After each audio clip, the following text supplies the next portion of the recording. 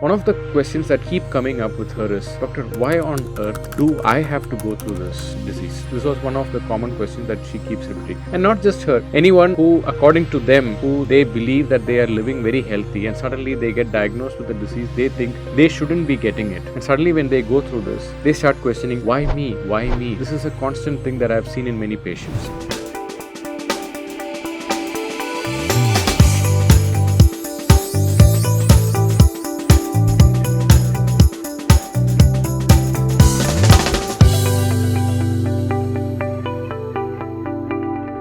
A very warm welcome to all of you to Ayurvedic Healing and Beyond podcast, and this is your host, Dr. Vignesh Devraj.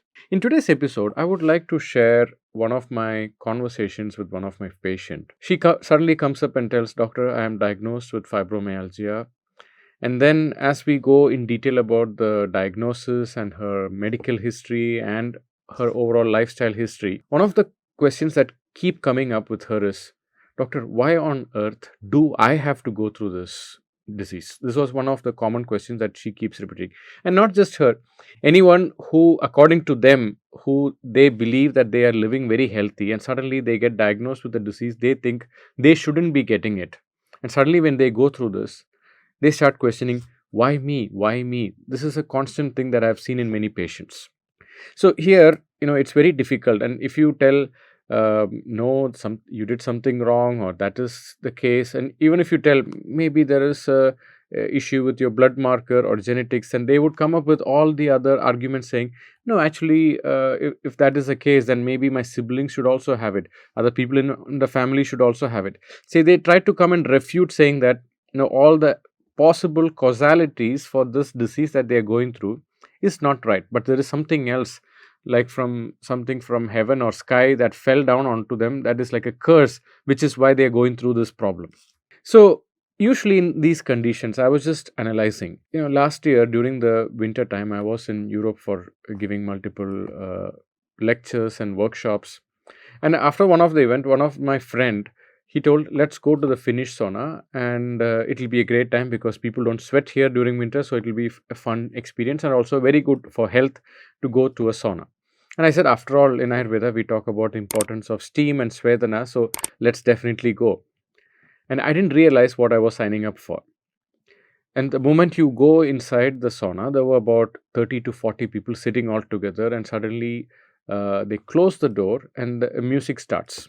And then one person comes in and he starts talking in the native European language, and suddenly he starts using a cloth and starts waving around so that the heat starts spreading. And when you enter the sauna, the heat is slightly elevated. You will have about 70 to 80 degrees. That is the heat that you're feeling. And then once he starts waving the cloth, suddenly you will start feeling the heat is getting higher and higher, and you start sweating more and more. And then he starts pouring, hot water or not hot water, just normal room temperature water into the hot stove, which has these stones that is being heated. And then he starts putting ice on it, and then it vaporizes, and the temperature inside the Finnish sauna room, it also starts getting better and better. And then you'll start seeing people are getting excited because they're sweating more, and the music changes, and then he makes a lot of jokes, the guy who's doing this, the sauna drill that he's doing. And then after some time, it's about 5 minutes to 10 minutes, everybody is sweating like, if you sit in there for another more than half an hour, you could have some people going through electrolyte imbalance. And I started questioning, is this legal? How can people handle this much kind of heat? But everybody seems to be enjoying it. And the most important part that I'm going to tell is, then he starts taking a bigger flag like a cloth, and then he starts waving it around. And then suddenly he tells everybody, please close your eyes and ears. And he waves it. And suddenly when he was waving that cloth, I started feeling maybe I'm going to get some first or second degree burns on my body because it was that hot. But people inside that the Finnish sauna room, they started screaming slightly, but in kind of, I'm not able to understand if that screaming was coming out of pain or joy. And then he says, now it's over, and everybody starts clapping. Like this was one of the greatest experience that they went through. And then the person who was doing this drill on the sauna goes out, and everybody is so happy. And I started thinking, how can people pay so much for this? And then they go out in the snow and jump into the ice cold water. And this is okay, there are multiple benefits of this extreme exposure to the hot and cold, but that's a different topic to talk about. But the point that I was trying to say is, people pay so much of money and go through a lot of challenges. This was one thing I observed. And the same friend who took me to the sauna, he comes to India during the summer times, and he starts complaining about the tropical heat and that we are sweating a lot and it's so hot and global warming is happening. And I was just thinking, oh my God, on one hand, this person, we signed up along with him to go and get sweat a lot with that intense heat. And at the same time, when it is not something that we are choosing to pay for, we are going through a lot of complaining mode. And so I was just observing, actually, everything that we are complaining about, actually, if you really analyze, I'm sure there will be some people who are ready to pay and take it up as a challenge. And just to give you an example, when people complain that the heater is not working, the heater to heat up the water to take shower, there are people who pay to get into ice cold water. When people say the elevator is not working and they're climbing the stairs, there are people who will sign up to trek the Mount Everest.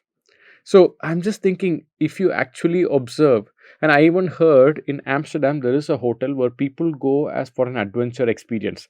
This hotel, the electricity doesn't work. Sometimes the plumbing doesn't work. You will see a lot of animals and things that can be quite scary. But people go through it as if like it's an adventure experience for them. So, and it's a lot of money also. And the point is, the difference between people who pay to go through a challenge and people who get this challenge for free. Like in India, like in Kerala, we say we have three climates: hot, hotter, and hottest. And in between, it might rain on few months. But other than that, you are having a free sauna. But the point is, when you're going through certain things without you choosing it or electing it or paying a premium price for it, sometimes we feel, how can I go through this? Why is God not so good with me? Or why is nature not so good with me? Or is it bad karma in me? So this question keeps going on. So the difference, this is where I started realizing one of the most profound statements of a spiritual teacher, Eckhart Tolle. He has written two fantastic books, The Power of Now and the New Earth. I think the New Earth is the latest book. In that in one of those books, he makes a very profound statement. Go through every experience as if you chose it. And this makes a profound statement. Like, even though maybe I did not pay for, let's say, I am complaining about electricity cut and it's very dark, and or maybe the internet is not working. And again, when the internet is not working, there are people who pay to go through digital detox and go to retreats where there's no possibility to connect with your mobile or internet. People go through that feelings. So the point is, whenever you're going through an experience which you feel you didn't choose it and you're not happy with it, somewhere, if you can consciously change your narrative, somewhere, I'm going through this because something inside of me did choose it.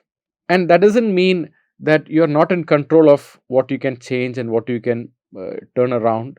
But the idea that somewhere inside, the surprise that has happened without you choosing to pay for it or elect to go through this.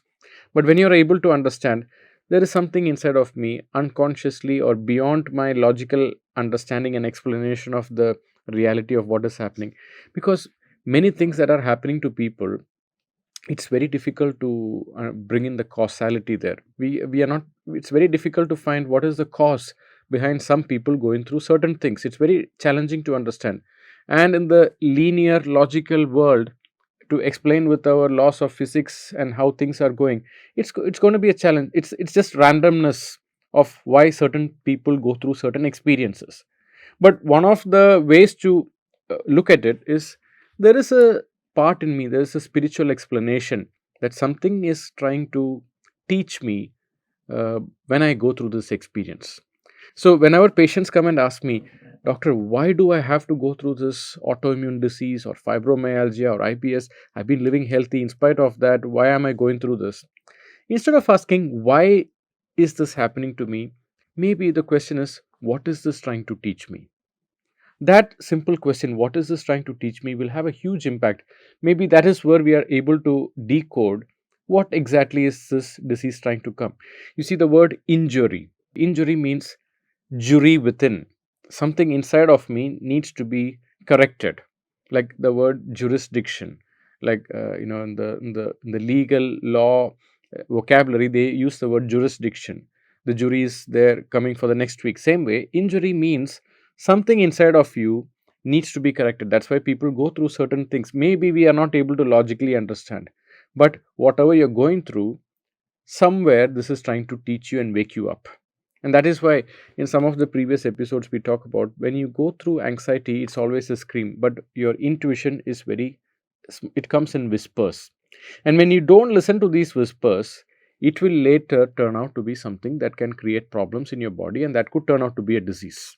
That is why some of the treatments for the disease in Ayurveda is called prayaschittam. It is like your course corrections for whatever the wrongdoings that you might have done consciously or unconsciously. Like diabetes is a course correction for your unhealthy eating habits. Arthritis, and in Ayurveda we call it VATA. Of course, there is a genetic impact to it, but other than that, sometimes when I don't sleep late, when I don't sleep on time, when I consume things that are quite too much for the body and heavy for the body to process and digest, and when I continue living like this for a lot of time and going through a lot of stressful period without having uh, healthy emotional coping mechanisms, this can lead to concepts of problems like vata. So that's why whatever you're going through, yes, we should ask why, but more than asking why this happened, if especially if it's a disease that is of idiopathic in nature, or diseases like which are autoimmune in nature, instead of asking that why me, instead ask, what is this trying to teach me, and how am I choosing this, and by choosing this, what is this trying to teach me so that I can improve upon myself. Suddenly when you ask that, a lot of changes will happen, a lot of shifts will happen. People will start to understand, oh, I never thought there is this side of me. Usually, it's only when people fall sick, they slow down, they start understanding the importance of human connection. They start to understand there is much beyond my work, there is much beyond certain things that I've been so monotonously obsessed following, like in a tunnel vision. So that is why some certain people fall sick. It's like a wake up call for many people. When I talk to them, what is this trying to teach you, they realize, oh, I didn't know that my partner or my parent or somebody that who I thought was not helpful to me suddenly was very helpful to me. They had so much love to me. So it will open multiple doors that they thought that it has been closed. So instead of asking why, ask, what is this teaching me? I hope you enjoyed the wisdom in this podcast, and please do share it with people you may like. And thank you.